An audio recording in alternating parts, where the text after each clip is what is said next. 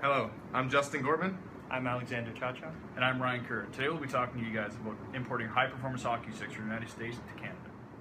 For our group, we have chosen a high-performance hockey stick. And a high-performance hockey stick is basically one of the main tools as a hockey player uses, and it retails for generally for a high-performance stick around $300 a piece.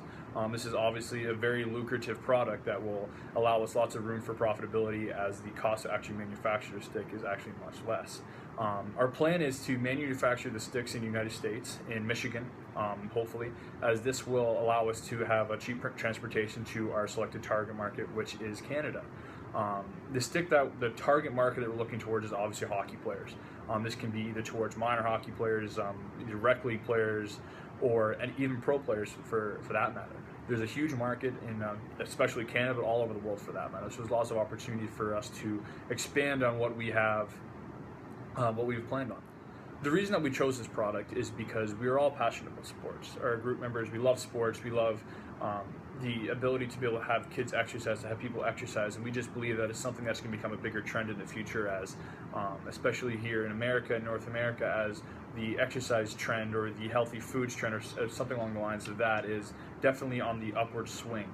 So we figured that if we target a hockey stick, which has a lot of leeway for profit, has a large market availability, that it would be a great idea for us to do. Also, hockey is a rich man's sport. It's growing in population worldwide, which gives us a great ability to be able to market this product all around the world. The reason that we chose Canada was Canada is renowned around the world for being the hockey's greatest power. You look through history, the most amount of gold medals won is by Canada. The most of the players in the NHL, which is called the National Hockey League, which is the most premier hockey league in the entire world, is made up of 55% of Canadians.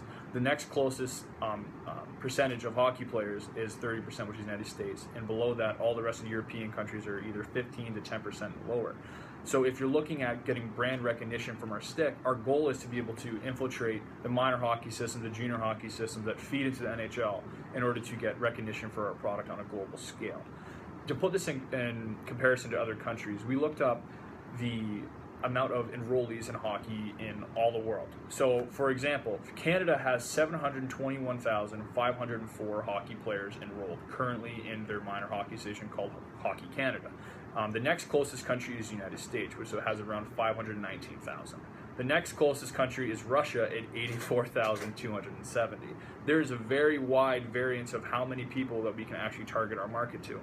So basically, we're looking at Canada as a power, has been known for years, and the reason of that is because of the amount of people who actually play. The more amount of athletes that you have, the better athletes that you actually get. And another interesting stat that we found about Canada was, as we mentioned before, hockey is a rich man's sport. And basically, we found a stat for basically putting a kid, one child, through the highest level of hockey in Canada. A family spends on one player $10,000 for 1 year. And on average, hockey players play 12 years, so it's $120,000, that one family for one kid. And you put that in comparison, about 721,000 people play hockey. That is a lot of money that we have an ability to target. The other main reason that we chose Canada to be our main exporting country is because of the proximity to the United States. It's our northern neighbor. It's the closest country that we have besides Mexico. The reason that this is also a big advantage to us is because of NAFTA, the North American Free Trade Agreement, which allows us to have free tariffs into the country, which gives us a great advantage compared to shipping it overseas to Russia or Sweden, for example. Also, we can use land shipping, which is much cheaper than air. Now I'm going to hand it over to Imani, who's going to talk to us a little bit about finding foreign buyers. There will be two ways in which we will go about finding potential buyers for our product. The first approach is that we will send several trade missions targeted at local sports goods distributors. Representatives from our company will arrange several meetings with potential advertisers and distributors in and near Ontario. They will attempt to organize a supply chain and discuss the specific export strategies. Because both Canada and the US are members of NAFTA, we will be allowed free temporary access to Canada for business purposes. However, there will be many other costs associated with this strategy, primarily travel expenses, which will include things like transportation, lodging, and food. We will also be involved in catalog shows targeted at agents of potential distributors. These will allow us to reach a wider range of connections with far fewer expenses. but this approach does have two primary downsides. The first of which is that it will not be quite as direct as the previous approach, and it will take far more time to actually pay off. After discovering potential distributors, we intend to qualify them primarily by which retailers they choose to distribute to. For instance, those who do business with proven successful retailers such as Pro Hockey and Sports Check would take priority. We will also take marketing into our own hands by dealing directly with Canadian advertising companies. We will target professional hockey players and teams to sponsor in order to drive up demand and guarantee that our retailers can sell our product. And now we'll be discussing how we actually intend to get our product into the country. The three main contacts that will be absolutely crucial to our success is the international banker, the freight forwarder, and a customs house broker. The international banker will be responsible for figuring out our payment terms that Justin's actually going to talk about in a couple of minutes. The international banker will be, one of his primary responsibilities will be figuring out what kind of currency will be most beneficial for us to use. The loonie is the Canadian dollar, and the US dollar is obviously the United States dollar. Currently, the exchange rate is about 0.8 cents to $1 American dollar. This will be crucial for our international banker to determine whether we're going to have the floating rate or we're going to have a set amount of currency exchange that we'll either do on the date of that they order or when the final shipment has been delivered. A freight forwarder is a private service company licensed to support shippers in the movement of their goods. This will be instrumental for us getting our product outside the United States and into Canada. The freight forwarder's primary responsibilities will be helping us determine the best form of packaging, whether that it's in a box or have the sticks wrapped, to ensure that our product is quality when it arrives on the stores in order to sell, in order to, in the end, benefit us. This will also help us with the U.S. government regulations. There are many of these, and if we do this by ourselves, we might be able to miss up on something that will cost us in the future. The freight forwarder will be instrumental for us in order to make sure that we have quality integrity in our company in order to make sure that we are sustainable for the long run. Our third contact is the custom house broker. The custom house broker is a private for-profit liaison between the customs service and the importing public. So this agent will allow us to more efficiently work in Canada. He knows the rules in Canada. He knows how to get the product in and work with the customs service in order that we are up to date on all of our forms, all of our paperwork, and all of our duties as well. And also he'll be help us to use NAFTA to the best of our ability. Another key thing that our customs house broker will be able to help us in the future is that he knows the market of Canada better than we do as of the moment. So we'll obviously be using what Imani talked about earlier, marketing and advertising agencies in Canada, but also our customs house broker should be able to help us with that as well. Next, I'll be transferring over to Justin, who's going to talk about payment terms in relation to Incoterms and payment transactions.